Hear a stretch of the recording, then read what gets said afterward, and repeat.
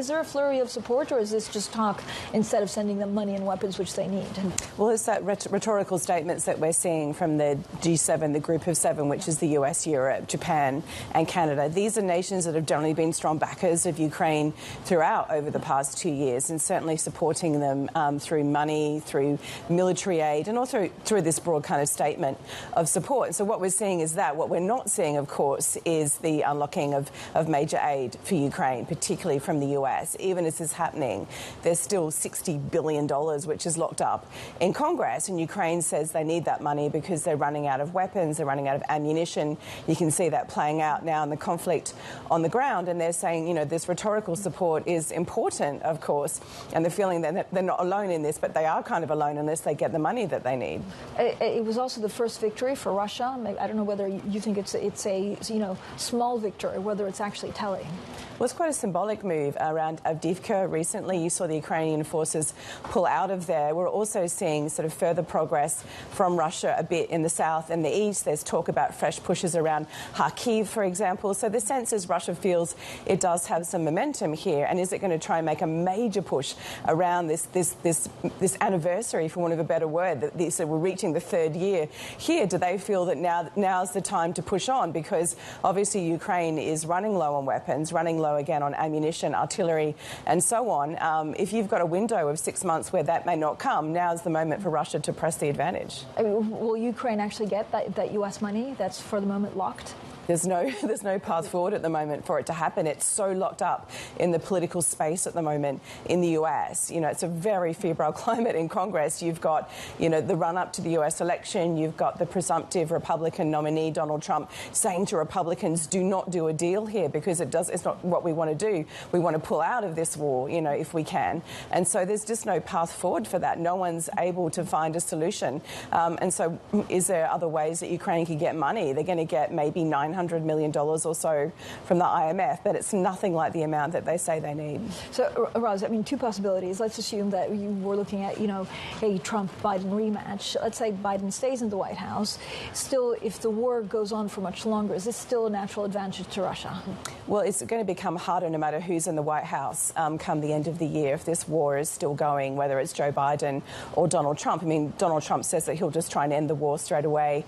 Joe Biden, of course, is a strong supporter of Ukraine, but even he is facing those political realities at home, and that is that there's growing questions around the financial aid for Ukraine. What is it being used for? Is it going where it needs to?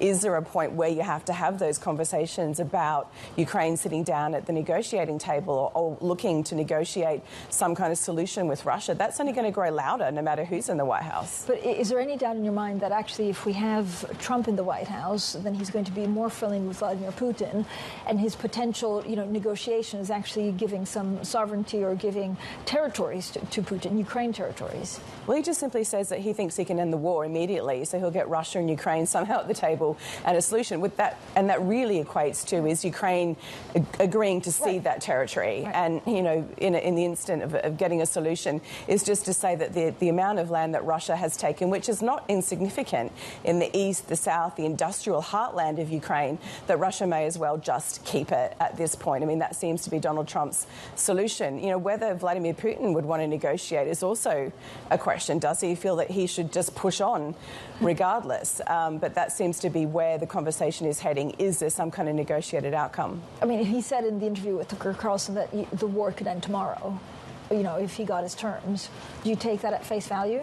Well, his terms are really to kind of basically occupy all of Ukraine or to crush Ukraine. Does he need to roll into Kiev potentially to do that? Not necessarily. Can he occupy enough of Ukraine where you shrink the rest of Ukraine to not very much?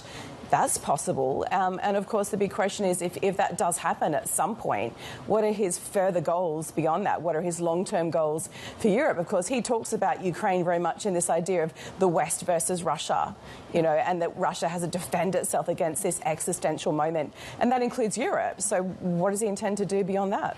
Roz, the timing of, you know, the murder of Alexei Navalny is I don't know if it's perplexing, but is it because we're looking at elections in Russia very closely and then then you have, Joe Biden also meeting with his wife and daughter of Alexei Navalny. Are they now the figure of the opposition?